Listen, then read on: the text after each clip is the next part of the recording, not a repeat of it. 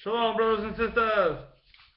My name is Jonathan, making a quick video to help everybody understand how important the feast days are and the covenant words that we must live by in order to be Yahuwah's children.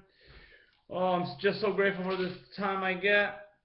Well, here it goes. I'm going to go to Hosea 9:3-5. And it says, "They shall not dwell in the land of Yahuwah, but Ephraim will return to Mitzrayim and eat uncleanness in Ashur. They do not pour wine offerings to Yahuwah, nor are their offerings pleasing to him, it being like bread of mourners to them. All who eat it are defiled. For their bread is for their life. It does not come into the house of Yahuwah." What kind of bread are they eating, you know? So, and then number 5 says, "What do you do for the appointed meeting? And in the day of the festival of Yahuwah?" It's like it's questioning. It's saying, what do you do for the appointed meetings that are found in Leviticus 23, right? And for the festivals of Yahuwah, see, they're getting sent back into Mitzrayim because they're not obeying Yahuwah's word, right? They're celebrating other feast days that are not feast days at all, but abominations, okay? Like Christmas, Easter, and the list goes on, right? All the feast days that are not found in Leviticus 23 pretty much are probably celebrating abominations, right? So we got to get rid of those feast days and obey the covenant words that are found in Leviticus 23, right? And proclaim them as Kodesh gatherings, set apart gatherings. Come on, Israel. All right, Nahum 1:13-15 says, "So now I break his yoke from you and tear off your shackles," right? "And Yahuwah has commanded concerning you, your name shall no longer be sown from the house of your mighty ones. I shall cut off the carved images, and the carved image and the molded image. I shall appoint your grave, for you have been of no account." It's talking to Belial, right? Which is Nimrod. See, Babylon is getting torn back, you know, right here. It's getting judgment on it. So, and now it says, number 15, Nahum 1:15 says, "See the mountain of the feet of him who brings good news, who proclaims peace. O Yahudah, observe your festivals, perform your vows. For Belial," that means wickedness and worthlessness, is like Nimrod, right? "Shall no more pass through you.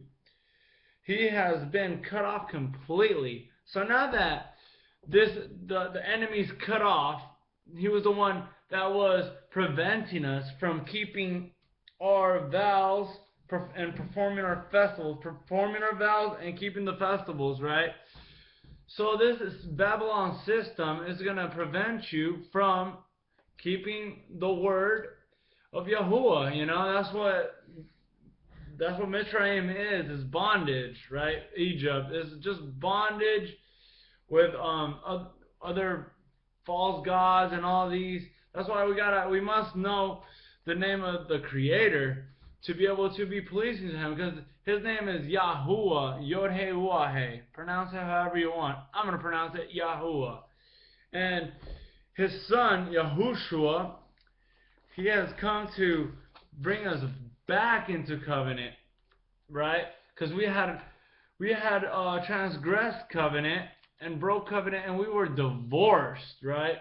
So now I'm going to read this real quick. Yahuwah speaks through the prophet Isaiah of how his plan was to remarry the house of Israel and bring his estranged wife back and restore her completely, right? So Isaiah 54:5-8 says, For your Maker is your husband. Yahuwah of hosts is his name. And the set apart one of Israel is your Redeemer. He is called the Elohim of all the earth.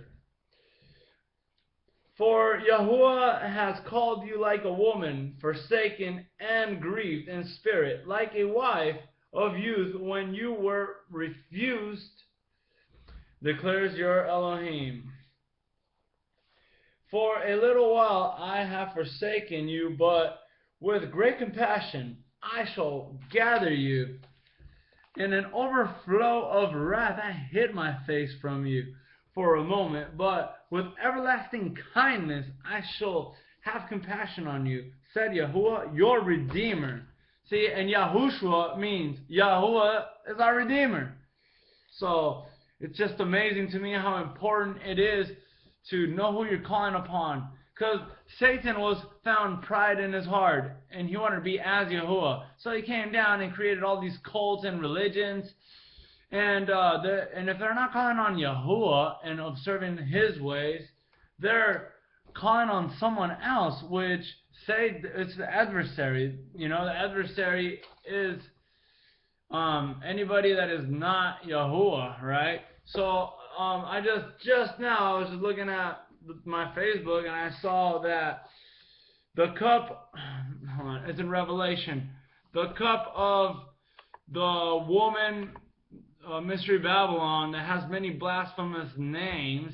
You know, all those blasphemous names are the names of all these other mighty ones that aren't Yahuwah, right? So don't drink from that cup. Just boom, drink from the cup of Yahuwah in obedience to his word, to the covenant words. We got to rightly divide the covenant words and keep the feast days from the Levitical priesthood, what they had to do for their transgression. They didn't have Messiah you know. So now Messiah has come and he established a new priesthood, is the Melchizedek priesthood.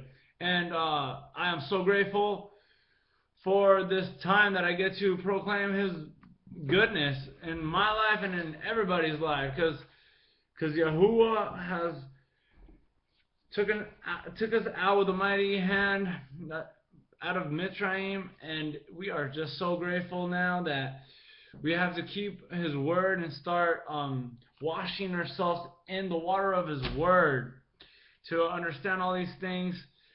I am just so grateful for the other people in the way that are out there proclaiming and showing the light of exposing the wickedness and these other festivals like Christmas and Easter and Valentine's Day. I don't know, all of them. Because for a lot, you know, we love Yahuwah. I always loved Yahuwah, but I didn't know what it meant to love him until I started reading his word and started doing it the way he wants me to do it. Keeping the Shabbat day holy. He made the earth and he made the creation in 6 days, and on the 7th he rested. Bam! And he sanctified it. So 6 days we work, and on the 7th day, oh, that's a covenant day right there between us and our Creator, Yahuwah, and his children. So I'm so grateful for it because it's such a blessing to my life. And just want to make a quick video.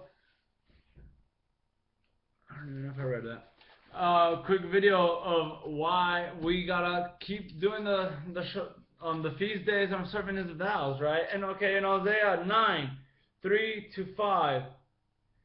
Man, I don't even know if I read it. They shall not dwell in the land of Yahuwah, but Ephraim shall return to Mitzrayim and eat uncleanness and ashusher. They do not pour wine offerings to Yahuwah, nor are their offerings pleasing to him.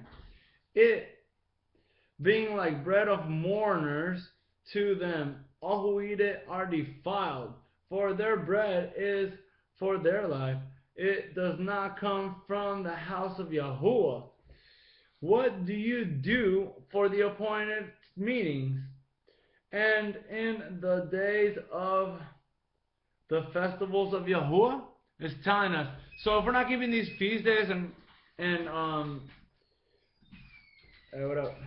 If we're not keeping the feast days of Yahuwah, we're eating bread that is not pleasing to Yahuwah, you know, and this is for our lives.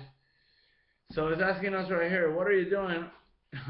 What do you do for the appointed meetings and in the day of the festivals of Yahuwah? It's like a question saying like, bam, you better get back to it, you know? Because the enemy is trying to keep us away from keeping our vows, which are the 10 Commandments, and the feast days, which is a redemption plan hidden in these feast days. And we are just so grateful that all this is being revealed right now through Messiah's people and everybody that is rising up and proclaiming Yahuwah's word. Shalom! Much love.